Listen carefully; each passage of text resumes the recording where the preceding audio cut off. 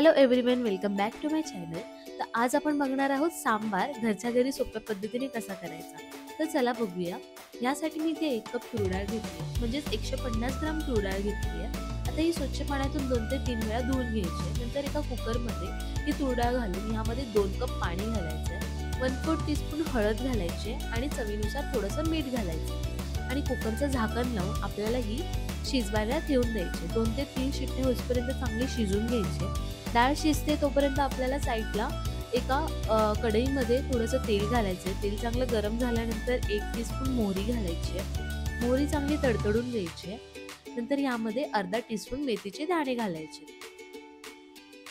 त्यानंतर आपल्याला यामध्ये कढीपत्त्याची काही पानं घालायची. कढीपत्ताही तडतडल्यानंतर त्यामध्ये 2 हिरव्या मिरच्या, 2 ते 3 लाल मिरच्या घालायच्या. चांगलं मिक्स करून घ्यायचं आणि नंतर एक उभा कापलेला कांदा घालायचा. आता कांदा आपल्याला चांगला भाजून घ्यायचा, म्हणजे लालसर होईपर्यंत चांगला भाजून घ्यायचा.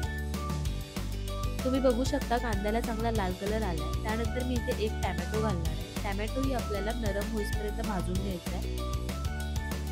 आता मी इथे काही भाज्या चिरून घेतल्यात, जसं की बारीक चिरलेला भोपळा घेतलाय, उभ्या कापलेल्या शेवग्याच्या शेंगा घेतल्यात, बारीक चिरलेलं गाजर घेतलंय आणि वांग्याचे काही काप करून घेतले.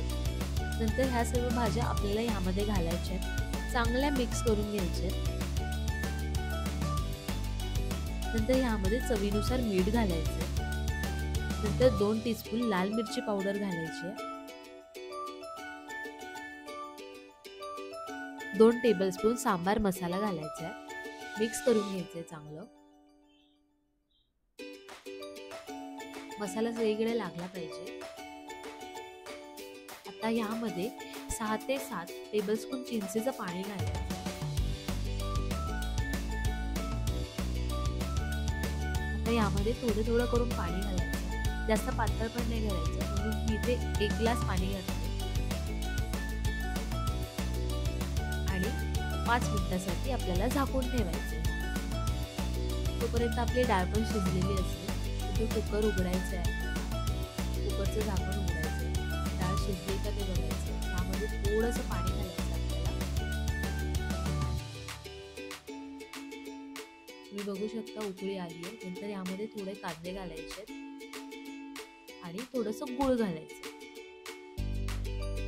मिक्स करायचंय आणि आपल्याला जे डाळ आहे ते यामध्ये घालायची आणि चांगली 5 ते 6 मिनिटं शिजून द्यायची.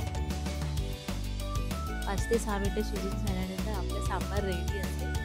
तर अशाच नवनवीन रेसिपी बघण्यासाठी माझ्या चॅनलला लाईक, सबस्क्राईब आणि शेअर करायला विसरू नका.